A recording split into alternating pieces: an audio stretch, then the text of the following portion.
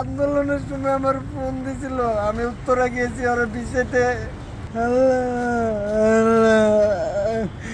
আল্লাহ আমার সন্তান মিলে দাও, আমি একটু করে লাগছি সন্তানের লেগে।